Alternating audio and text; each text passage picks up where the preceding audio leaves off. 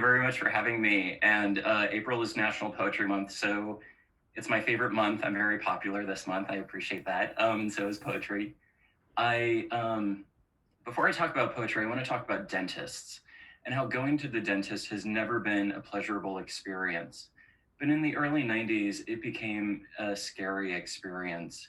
Six people in Florida came out as accusing their dentist of infecting them with HIV. The first was a young white woman, Kimberly Bergalis, who was a college student and avowed virgin.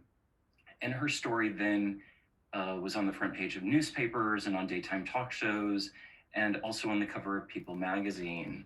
And this story came out when I was in the 8th grade. Years later, I worked as an HIV test counselor, as Grace was saying. And one day, a client came in after a dental appointment, and she was so anxious that she could have gotten infected by her dentist with HIV. And her results were negative.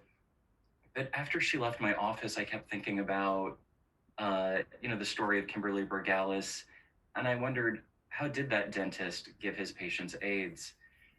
So I started to do research and soon became obsessed with research and finding more out about this dentist by the name of David Acker. And I even traveled to that small town in Florida 3 times to interview people who worked with him, who knew him, and even some of his patients. And I started to write about that situation. And so now, after 10 years of working on it, A Quilt for David is coming out by City Lights in September. And readers have said how this is a touching and heartfelt honoring of that dentist, David Acker. And I wrote it because I questioned if he really did do it, and I felt like there was a lot of scapegoating towards the gay man living in a small town in Florida, and also a lot of like mob mentality. So the poet C.A. Conrad has said about the collection that I lift David Acker 30 years after his death to show the naked cost of the violent, unexamined public opinion around the catastrophe of AIDS, and that this poetry collection masterfully documents the tangle and hatred and lies haunting a generation of survivors, which is so touching to have a poet I love so much say those words. I think the work is highly accessible. It's not esoteric at all. In fact, Mark Doty called my previous collection plain spoken, which I think was such a compliment. I want more people to be interested in poetry, and especially this story where I didn't take any poetic license. All the details in the book are facts that I researched or read elsewhere. And so I'm not fabricating anything, because a story that was built on so much misinformation, I didn't want to add more out there. I wanted to tell people the story. And I think that this is also a story that's going to appeal to fans, not only of poetry, but of true crime, suspense, cultural affairs, and also really sociology and AIDS history.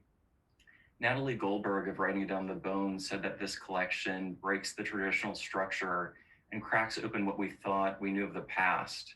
And she said that I went to the mat to find out what really happened. And that really feels true, because in this book, there are over 8 pages of bibliography of sources that I cite in it. Early readers have compared this to Maggie Nelson's Jane and Muriel Rukeyser's The Book of the Dead. I think also with television shows like HBO's It's a Sin, there's this kind of resurge of interest in that time period. We're also living through another pandemic, and so people are looking at the previous pandemic of AIDS to kind of look at how we handled that and how people were treated in that situation. So I'm so excited to share this book with everyone when it comes out in September. I am definitely up for virtual events as well as in-person events. I'm fully vaccinated. I also love to travel, and I have plenty of couches I can sleep on to make that happen. So if you'd like to have me come to your store, I'm definitely willing to do that. Advanced readers copies can be obtained through Stacy at City Lights, and in the chat, I put her email address if you want to contact her about that. And more information could be on my website at stephenrains.com. So thank you very much.